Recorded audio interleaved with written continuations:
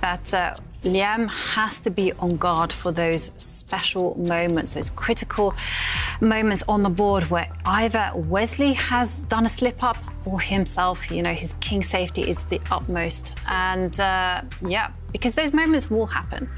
We have seen it from Wesley. We've seen it from every single player on the tour. No one is playing perfect chess. So just got to take those opportunities when they arise. And Liem might have lost the first game, but there were positives to take away. For the first 30 moves, he played great. It was just one tiny moment that's just that lapse in concentration that cost him. So if he can do the same again, but just with maybe staying a bit sharper for a bit longer, if he can cut out those one-move blunders, then he stands a great chance. He played fantastically well in that first game. And I actually thought he was outmaneuvering Wesley, actually, in those tricky middle game formations. So, OK, if he can do the same now with White, with the advantage of the first move, he stands a good chance. Let's see what he plays. We're both expecting that queen's pawn to be pushed, so White to push a pawn on the D line, push it forward two squares. And, yeah, how will Wesley react? Well, it should have started this game. We do not know why it's delayed with some seconds. We are waiting for Liem to make that first move in game 2. Under by 1 point. He has to make a comeback at some point with the white pieces. This is an excellent possibility for him to make that comeback. I mean, we do expect him to go for a win here, right? Yeah, definitely. I don't expect Liem to actually change his match strategy. I don't think he's suddenly going to start out the opening like a caveman. I think he's going to play his normal game, and it's been very, very successful so far. He just needs to continue with more of the same. And we could actually see Wesley just left. Yeah. Could we have some technical issues here for either of the players?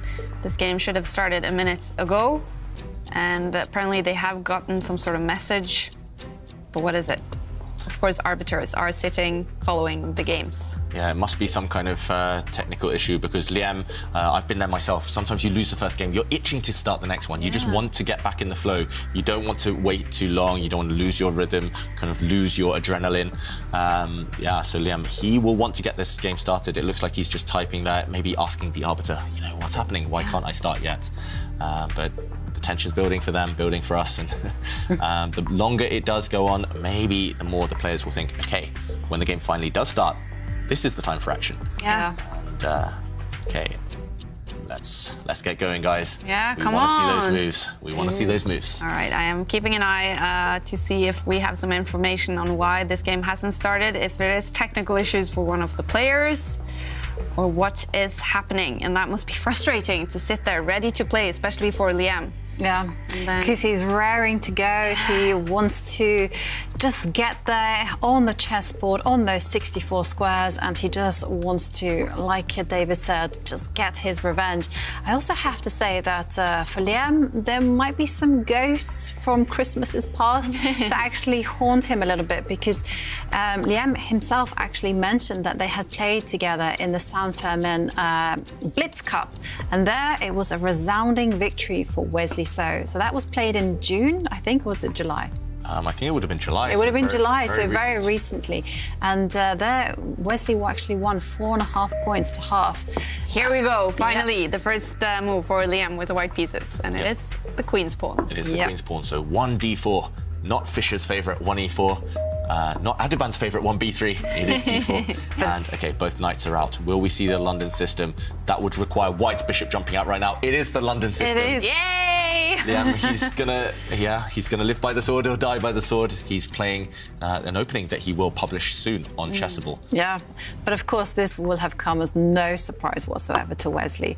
So Wesley is now just going through his mind palace and thinking about what is the best response to this. So I love this because, well, we get to get a preview of Liem's Chessable course on the London system. We're going to find out some secrets, because this is a very well-known position so far. White has erected this very strong pawn centre. Look at White's pawns. They're all on dark squares. They all protect each other.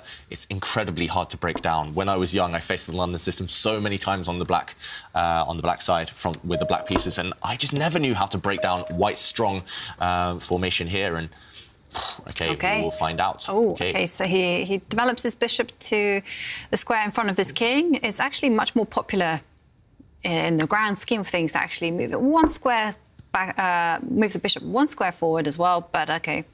To challenge White's bishop. Exactly. White's square bishop, White's London bishop as well. And Liem doesn't hesitate. Black didn't challenge his bishop, so he thought, OK, if you're not going to challenge me immediately in the centre, I'm going to try and leap forward. I'm going to try and gain some central squares. Now, this isn't actually the most popular move, so to speak. It's a very direct option. It's much more typical for White to actually pick up their light square bishop and actually develop that 1-2 squares. OK, so here we have it. We will see White's light square bishop come out at some point, but Liem, he's trying to be more aggressive first. Exactly. Some questions. And... OK, so Black, according to my database, has many options.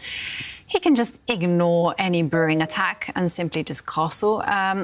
Moving the queen out to the left side of the board, well, that has its advantages and disadvantages. Like, one primary disadvantage is that, well, White's bishop, the dark square bishop that is sitting there on f4, well, it tends to be pretty unchallenged. And, well, the rook moves to defend the pawn that was under attack. Yeah, so Liem just keeping control over everything so far. Wesley still has this ongoing issue. Do you eliminate that white knight in the centre of the board? Do you trade it off for your knight, or do you leave it? The longer you leave it, maybe the less attractive it will become to trade that knight. And also Wesley has to decide when to castle the black king. As soon as the black king castles, we might see White's pieces or even pawns being thrown towards that black king. So, yeah, big decision now for Wesley So. The most popular move actually in this position is actually to pick up the black knight that is sitting there on f6 on the right side and to actually retreat it and to put extra pressure on this white knight that has jumped forward into the black side of the board. And, well, then if that move gets played, well, then the whole idea is that some trades will happen and the situation will clarify. So you're saying this is the most popular move right now? Yeah, this is the most popular move. So both of the black knights just putting pressure on White's strongest piece. And I guess, as White, you probably have to take one of those knights, or... You don't. You can leave it. You can leave it. You can even say, hey, there's consequences for you retreating the knight. You can even go forward with a queen. Some people have played those kind of bold moves. Aggressive. Yeah. Threatening something very similar to what we call scholar's mate. This is something we learn when we first start the game, a 4-move checkmate, but a similar idea, trying to gang up on the weaker square in Black's half, only defended by the black king. Not to be confused with fool's mate. No. But 2-move checkmate. But equally devastating to lose to. Yes. For example, if Black retreats the queen, this type of pattern is scholar's mate. Yeah. The black king trapped on its starting square. And this is something that Wesley definitely won't fall into, but maybe the type of thing he's scared of. Maybe that's why he's hesitating to retreat his knight and to allow the white queen to leap forward into the attack. Yeah, so if he doesn't play that, the other move... OK, I was going to say the other sensible move is to just castle the king, and now White's bishop has come out. This is the best square for it. This white bishop in a nice kind of... It's kept nicely tucked away behind its own pawns, and Wesley does go for this idea now. Only now he plays it, bringing his knight back, and again, trying to challenge White's strong knight. OK, guess what? OK, so White can just simply ignore that and just castle, but... The second option, according to my database, White can't help themselves and gets a little bit fruity and goes like, the queen is going to move all the way up the board and together with its bishop is going to threaten checkmate. Yeah, this black king is going to come under heavy fire at an early stage in the game, and Black actually has to be careful if you block this with the wrong pawn. OK, he just castled. I was going to say, if you block it with the wrong pawn as Black, you might create weaknesses here. If you push a pawn, you might even get captured on that square, and Black's king would be open, just like Liem's king was in the previous game. Instead, Liem, however, just castled his king. So now, if the black knight captures the white knight in the centre, White will recapture with a pawn, and he'll hope that this pawn, despite the fact it's doubled, despite these are doubled pawns now, this pawn will act as a real clamp on Black's position. It's going to stop Black from breaking out in the centre. And there's still, remember, ideas of the queen coming out at any moment. All right. So, Liem, do you think he's gotten what he wants out of this opening so far? He's got something he knows well. He's got a bit of a time advantage. He's gained almost 3 minutes on the clock compared to Wesley. He studied this before, this exact position, or something very similar. So he knows all the ideas. He knows which pieces to trade, where to put his remaining pieces, what pawns to push. So he knows all of those ideas. So I think it's a successful opening. Yeah. You can't have asked for more, really.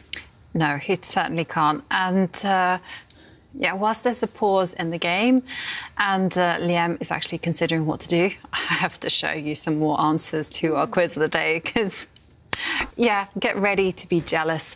So we asked, what's the prettiest place you've watched a Champions Chess Tour game from? Alex de Groot says, in May this year, I was in Canoa Quebrada, Brazil, kite surfing in the morning and in the afternoon watching the FTX Crypto Cup from the hammock. Oh, enjoying the show and the view, my best days during the lockdown. I mean, I am green with envy.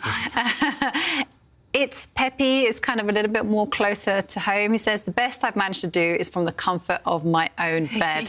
Australian time difference makes it difficult to glam it up. Wow. Yeah. But cool to have viewers also from Australia. Wow. I know, and it's a difficult time zone as well. It will be early in the morning, so kudos to It's Pepe. And Suki says, it was on the beach. You guys are so lucky. I know. So, what's the most glamorous place you've watched a chess game from? Last year, actually, during the lockdown, the only time I managed to kind of escape home, I played in the Spanish Team Championship, and it was near Valencia. My friend had a kind of a beach house, and I remember sunbathing. I was with Jorden Van Foreest, actually. We were both just sunbathing while watching some chess. So nice. That was quite fun. Yeah. But normally not too many holidays for chess players. How about you, Ivanka? No, I haven't. Maybe with some friends in a glamorous house. I mean, that's about it. Yeah. But I still remember my 10-year wedding anniversary, and you guys gave me so much joy, so I'm very thankful. It was the best present ever. And Happy to help. Yeah. And now we do have a move. So Liem has actually manoeuvred his knight to support the knight that is sitting pretty there on the e5 square. Like, this is White's stronghold. White will go about generating attack, actually, from that square. So, yeah. Yeah, so Liem, one thing I've noticed in his games, watching them in the quarterfinals, the semi-finals, the final here, he doesn't really like to keep things simple. He doesn't necessarily want to trade off all the pieces, open up all the lines. Here, still, after, it's only 11 moves, but still all the pieces remain on the board, and it is all about the two white knights. They are, especially the furthest forward knight, that's sitting on an outpost. That means it can never, ever be challenged by a black pawn. So that knight is sitting pretty. It has to be eliminated probably now by black's knights. You have to trade off your opponent's knights, especially if they sit on outposts. And once that happens, one of the white pieces will replace that knight on the outpost. Probably the white bishop will end up sitting on that square, and it's going to be incredibly difficult for black to challenge the centre, to fight and strike out later on. Definitely feels like white holds all the trump cards in his pocket.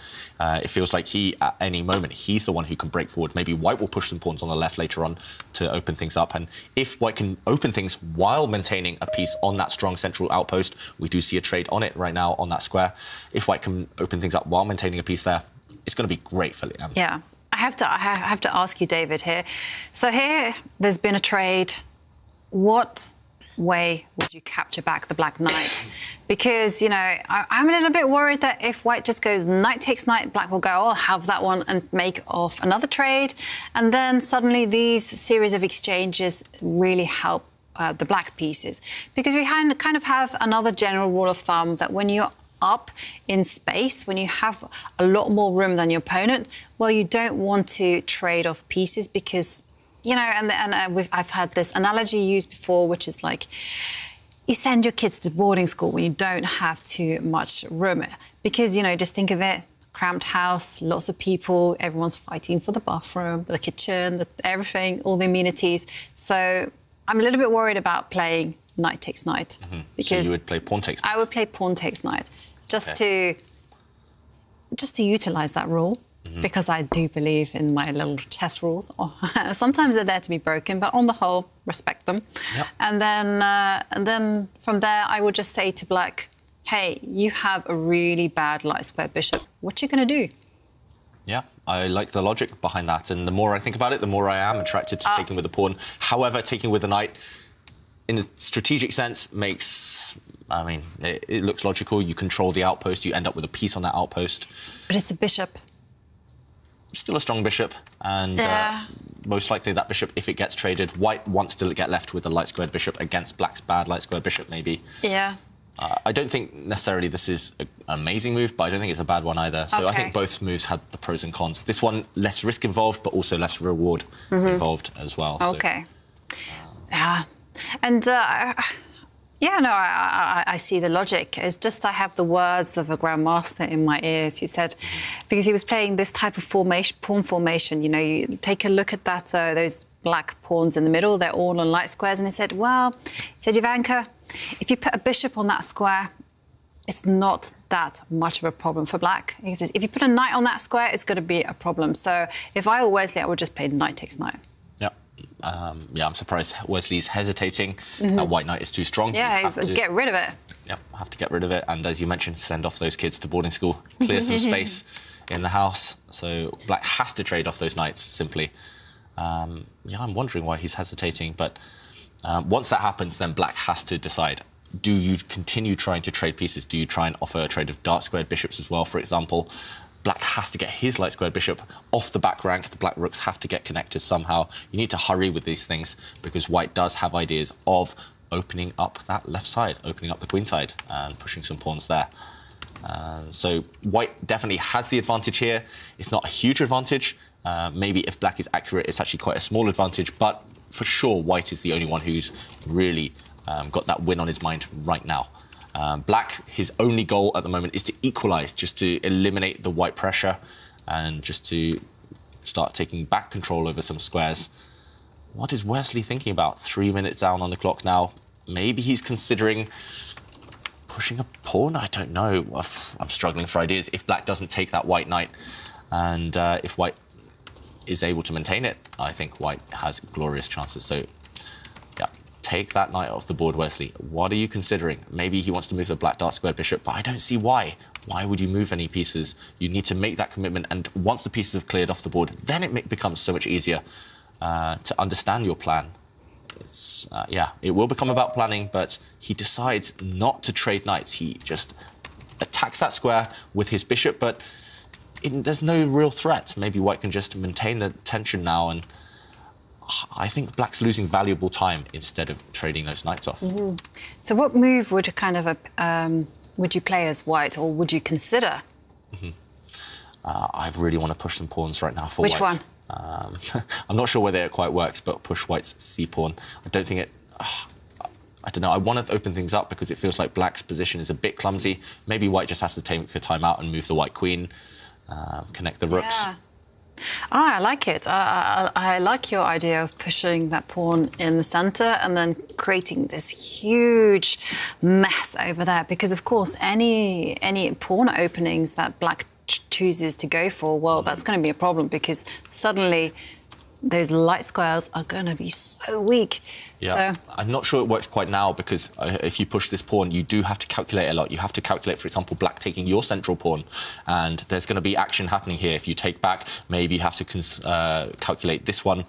Queen takes pawn, and it's going to get chaotic. I still think it might be quite promising for white, but a lot to work out there. And with only 10 minutes on the clock, maybe it's more practical to kind of prepare this kind of advance. Maybe move the white queen first, get the white rooks towards the centre, and then open things up. But I think this is the key to try and just explode things open, as you mentioned. For example, if you can ever force black to take this pawn, then suddenly, whoops, there's danger for the black king.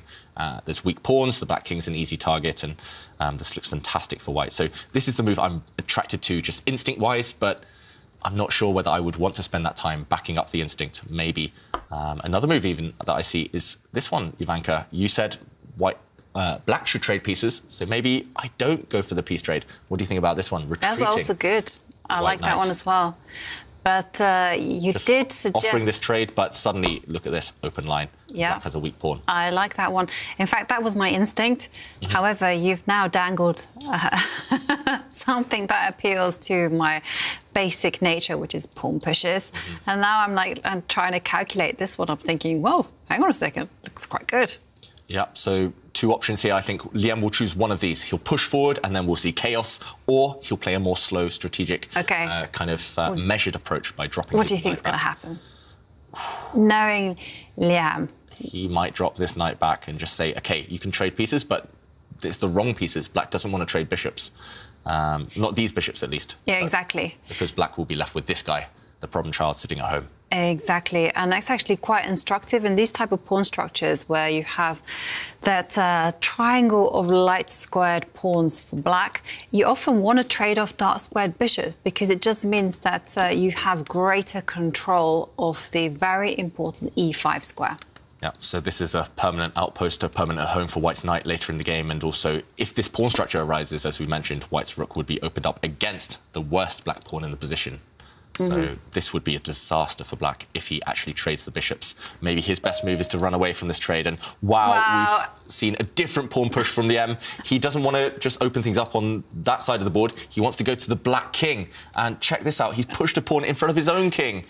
He's trying to open up lines here, but wow, it wasn't even on my radar, that move, I must admit. It could be very good, but it could also be very bad. Whose king is going to be weaker? You've opened the White king in the process, so that is the downside. That is the negative. OK, I have a confession to make. That was one of my choices, but I was too embarrassed to even mention it because I thought, no, I cannot do it. David's suggesting a nice, harmonious move there in the centre. That makes a lot more sense. This is just wild. This is caveman stuff. Exactly. You don't need to go for this because, hey... So I reined it in, but OK. We should say the idea for White, if Black just does nothing, is to actually maybe just trade pawns, and later on, when you shuffle your king to the side, suddenly the rook has a line towards the Black king. So it's a 2 or 3 move idea. Wesley, of course, doesn't just sit and do nothing after this pawn push. He trades knights. But now White has gained a lot of time. The Black bishop dropping back. It feels like if you are able to somehow get your White rook to this line, you will have chances. Can Liem do that now? Maybe he just needs to move his king across and start getting his rook into the game. Wow. And apparently Wesley had a huge reaction when that happened. Look at that. Well. He was surprised. He's summing up how we felt here in the studio. But, yeah, maybe he's... I mean, chess players, they tend to react most either when they're very happy or very uncomfortable. And despite the fact he was smiling, I would be uncomfortable if my opponent was just showing such naked aggression towards my king, not respecting me, just going on the attack. Wesley, he's still slightly smiling here, Wesley. You can see it on his face. Is it because he's enjoying this, or what is that about? Well, sometimes your opponent plays these moves that kind of physically shock you. It just was not on your radar whatsoever. And so you tend to kind of go, ooh... Didn't see that one coming. And, he's kind of just readjusting himself to the idea that, hey, his king might have to come under attack. And the reason why I was really hesitant about suggesting a move like this for the White side is because if it goes wrong, it will go really badly wrong. And the stakes have suddenly increased. And, OK, we have a move from Liem. He steps back with his bishop. So... that looks inconsistent. It does look inconsistent. I mean, to me, pushing that G-pawn forward 2 squares is like gung-ho. Let's throw every single piece on the board forward. And so I liked your move much, much better, which is just to kind of tuck the king away and then just move the rook onto an open line. You can get going. But here, it just seems to me it was like maybe Liem was running scared and that he's reacted to that move possibly because maybe he was afraid of Black himself going on active measures, but I don't know. Yeah, I'm struggling to explain that last White bishop move, retreating. But then I don't really get Wesley's move. OK, players are surprising me, David. Yeah, I think White's going for the positional approach, actually. I just assumed once you say A, once you say I'm going to attack, you've got to say B. I'm going to continue the attack. But Liem's kind of... OK, there's another fly now. Bothering me. So Liem... I've lost my train of thought now. But Liem, instead of just going all out for the attack, he's just said, OK, I'm going to start pushing some pawns. Next, White's actually going to maybe reroute the White bishop, the light-squared bishop. And I think he's just going to start playing in the centre. He's going to try and undermine Black's pawns there in the centre. And he's just going to take a long-term strategic approach. That's... Yeah, it's impressive flexibility just to kind of switch away from the attack and just start playing a bit more slowly, to just kind of start taking control. But At the same time, that inconsistency, will he live to regret it? If he doesn't make any progress now with white, black now gaining space on that left side. If white doesn't make any progress, Liem will look back on the opportunity to have attacked, and he'll think, I should have gone for it there. Yeah. Yeah, because black's plan is now very clear-cut. I mean, I was a little bit puzzled by Wesley's move, but now when I see it in conjunction with that pawn move, I think it makes perfect sense. It's all about taking dominance and control over those light squares, and also at the same time seizing as much space as possible on the left side of the board. And I had a flashback when you said about the flies to Wesley So against Nepomniachtchi. Oh, yes, with the mosquitoes. Yeah, the FTX Crypto Cup, when they were hovering and yeah, oof, for Jan Nepomniachtchi. Yeah, that was very unpleasant. Yeah. That can definitely just be very annoying. And Jan Nepomniachtchi actually lost because of a bunch of mosquitoes. Yeah, he had a great position. The mosquitoes attacked, and suddenly it all fell apart. And Wesley enjoyed that himself, taking the points, taking the win, but also just the fact that his opponent wasn't as focused. And, OK, we have seen a trade of pawns and white's bishop stepping back. I did mention white's light-squared bishop. It was on a great square, but it was kind of in the way of white's queen. So it's dropped back. It's going to start aligning itself with black's queen. Black's queen and bishop have teamed up on a great diagonal, so you need to neutralise that pressure. Black actually has ideas later on of pushing a central pawn forward and the black queen coming down towards the white king. So you need to keep the white king nice and safe. You have to use that light-squared bishop to do that. And, OK, why is Liem hesitating? If you drop your bishop back, your only logical follow-up is to put it opposite the black queen. Put it on that long diagonal, cover those light squares for your king. OK, so it's happened, it's on the board. And what kind of plan does Wesley and Liem have? So for me, I would be thinking Wesley just centralise my pieces and wait to see what Liem comes up with. And if I were Liem, wow, what can I say?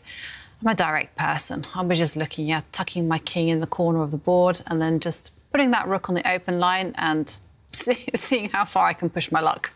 OK, you're looking on that side of the board. What side are you looking at? I'm looking at black's central pawn. Maybe ganging up against it. OK.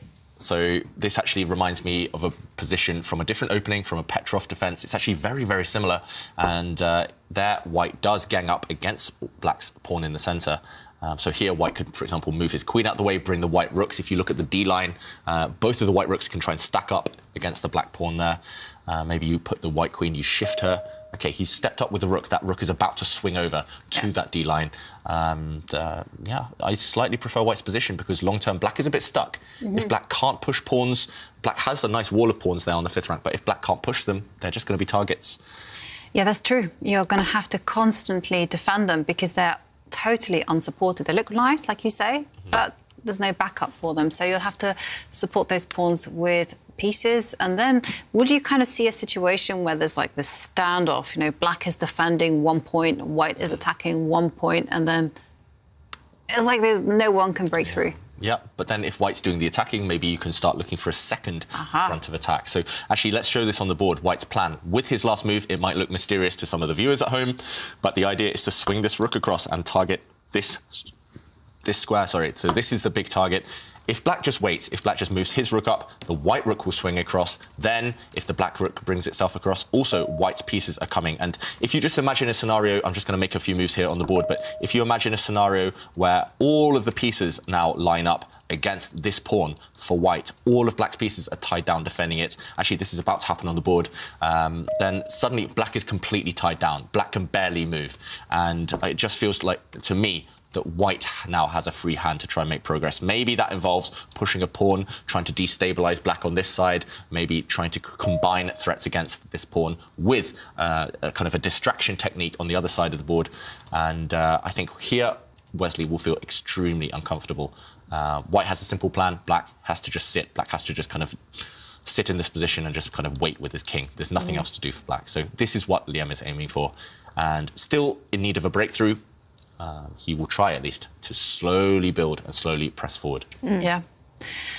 Yeah, interesting plan. And I think very, very instructive as well, what you just showed us, just first of all, just containing the black activity, especially those pawns in the centre. And we have some moves, but not too much has changed.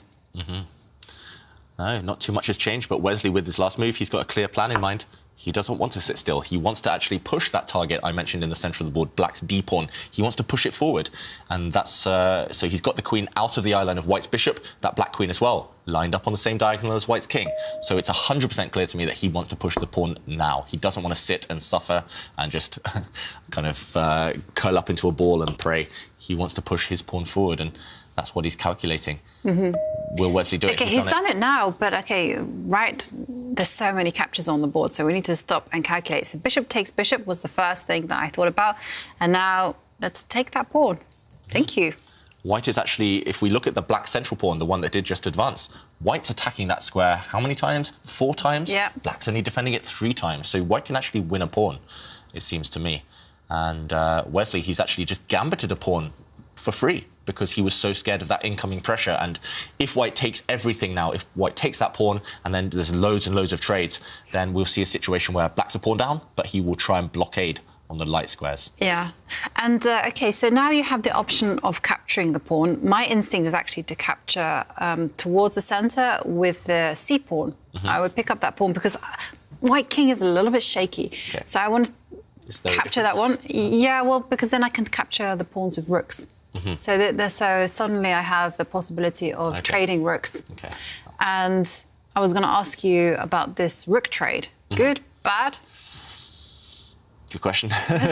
It's hard to say, right? White can win a pawn, but if you keep all the rooks on the board, I think you have to maybe trade one set of rooks at least, but if you keep all the rooks on the board, white's rooks will be tied down defending a pawn, black's rooks will be putting the pressure on. Maybe you want to keep one set of rooks. It's hard to call here, and Liem clearly agrees. It's a difficult decision now for white, whether to take that pawn and how to take that pawn. And he's been spending a minute and a half debating that in his mind. I don't really see the options, though. What else can white do other than take that pawn? That black pawn is just too far advanced. You need to get rid of it. OK, so he does go for my move. And now I'm expecting Wesley just to capture the pawn. I think look at Wesley... white's pawn pattern, sorry, in the centre. Yeah. It's a diamond formation with white's pawns. Well, not anymore. I just had to say it before they disappeared. For one beautiful second. Yeah, it was a... But OK, rook takes pawn, and now rook takes pawn. And this is the key. Are you going to capture with the pawn, or are you going to capture with the rook? And this is the issue that David and I were discussing just now. So white will be a pawn up either way, but do you want to be a pawn up with rook still on the board, so potential ammunition to attack later on? He chooses that. Yeah. Or do you just take all the risk out of the position and trade rooks? But I think trading rooks, yes, less risk, but also less reward. It would have been easier for black to defend. Probably white wants to keep the major pieces on the board because actually, if the queens and rooks both disappear, if black's king gets to the centre of the board, white will never be able to press forward. Black will have a perfect blockade on the light squares. So personally, I think he made the right decision. What about you, Ivanka? I think it's keeping the rooks on. I wasn't sure. I must admit. So I'm just going to be looking forward to learning from this opportunity. But the more you've kind of said how the rooks are needed, especially because you might need to win and you might have the ability to kick back. So the queen does centralise herself forward. And now Liem has to find an answer to this queen move because the queen also has some ideas of maybe grabbing some pawns. Grabbing the pawn on a2. Yeah, that black queen could get greedy and go and grab one of those two white pawns. So Liem, does he have to move one of those pawns to keep them safe? Does he just improve the white queen here? Wesley looking slightly surprised. But yeah, I think white is still the only one with winning chances unless it's a huge turnaround or a huge blunder. Well, there are some problems, kind of like with the queen and the rook. Not just they're just aligned as well. So there are some ideas that maybe the black bishop can come and put pressure on the pawn on d4. Yeah, I think white at least can defend his central pawns with his bishop, which would be very solid at some point. But right now, one thing I want to do, I'm not sure whether you need to move any pawns for now with white, but one thing I want to do is challenge the black queen in the centre of the board with the white queen. The black queen, by far black's best piece now. I would love to trade those off. And I'm not sure how Liem wants to do that. Maybe you can bring the white queen up and swing her across in front of the white king later on and offer a trade on this light square diagonal. But either way, that's the only way I see to make progress for white. If you don't trade the queens, you'll never break out of this bind, despite the fact you have this extra pawn. Yeah. Is it possible to kind of sacrifice a pawn and just kind of say, hey, let's activate the queen immediately? Put her on the c3 square. Okay. So maybe we can check this out. What would your idea be behind that one, Ivanka, to bring the white queen here? You want to get her into the position. Oh, yeah, that's it.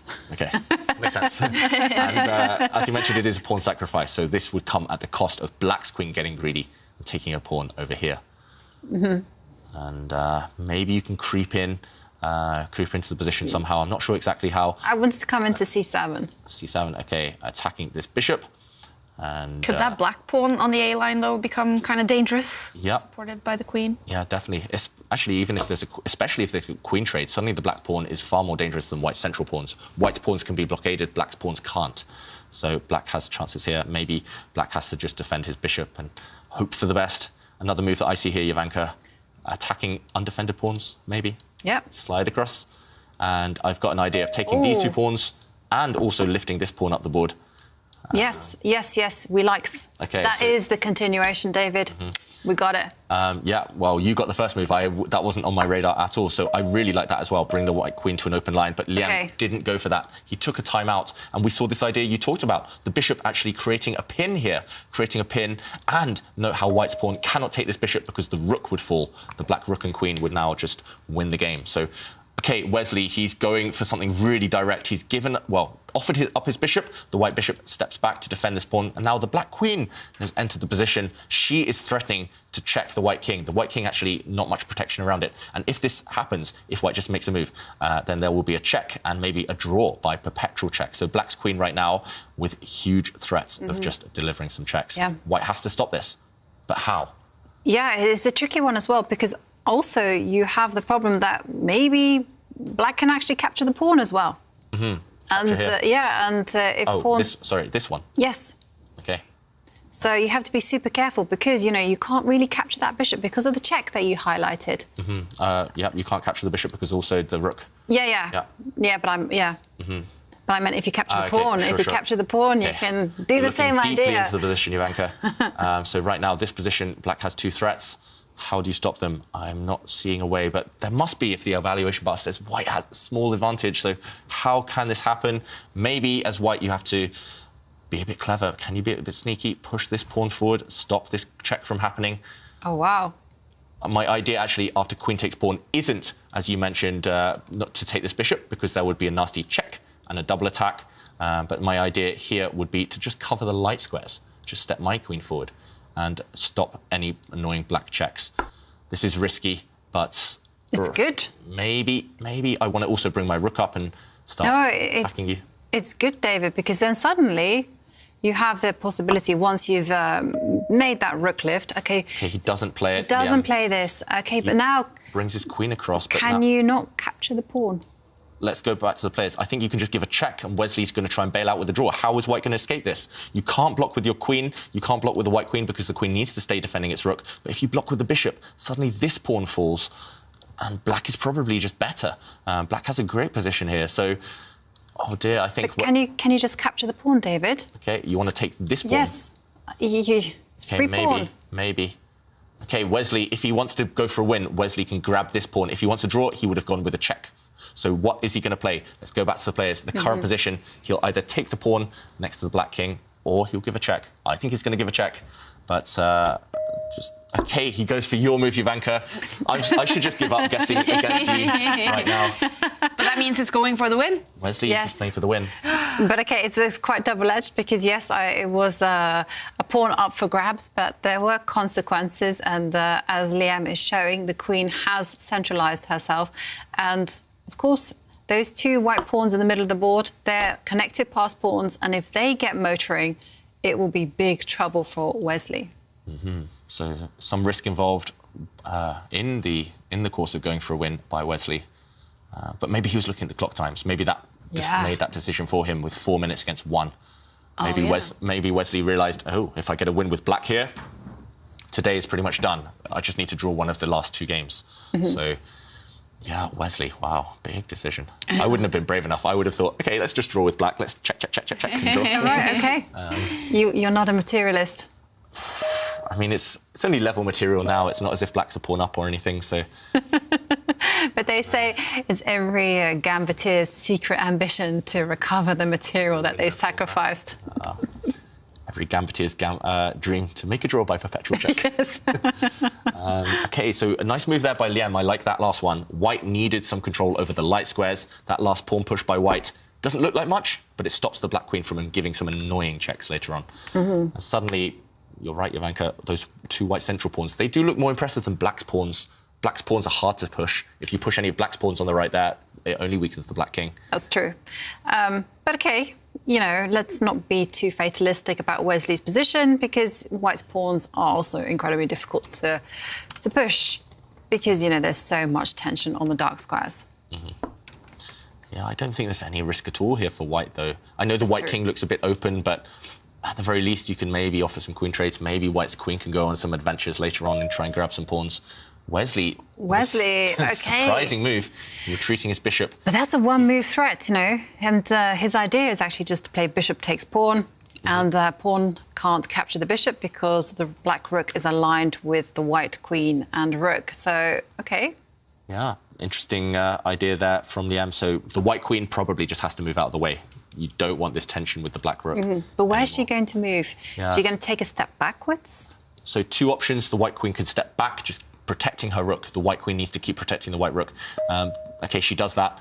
I was going to say, the idea, if white's queen had gone and grabbed a pawn, gone and grabbed one of black's pawns, black's idea would still have been in the air. Black would have captured the white pawn in the middle. So white's queen protecting her rook. Now black can't give up his bishop for the white central pawns. There's no more pins.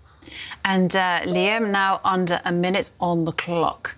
So things are heating up very nicely. OK, so Wesley centralising his rook to blockade those potentially dangerous pass pawns.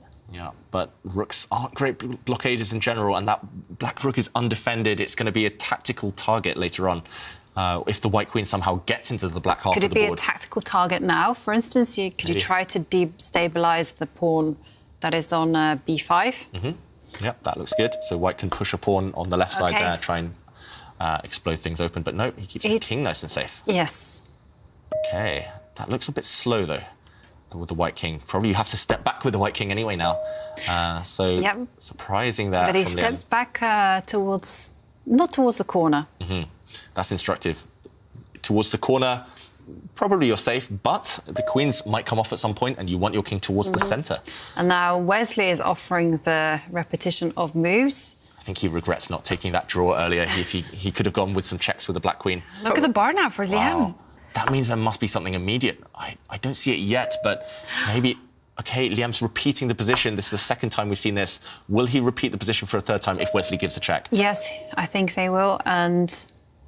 But This will be the second time, right? This will be the second time if Wesley brings his queen back to where it came from, onto the F-line to pin the white bishop.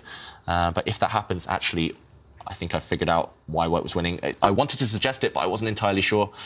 If the queen comes back, white pawn, white central pawn, just push it up the board. It's supported by the white queen, and actually it's a runner. It's going to sprint up the board. So Wesley, maybe realising he shouldn't repeat the position. If he repeats, he's just bluffing. He's going for the draw, but it's actually a blunder if Wesley puts his queen back where it came from. But it doesn't seem like Liem has seen it. I think he just wanted to repeat once. He wanted to... OK, well, he's done repeated it. He just wanted to gain 20 seconds on the clock, Liem, but he goes for the draw. He was actually winning in the final position. OK, Liem escaping there with the draw low on the clock, but missed opportunity. Wow, OK, Liem obviously not aware of that the bar was over to his side if he had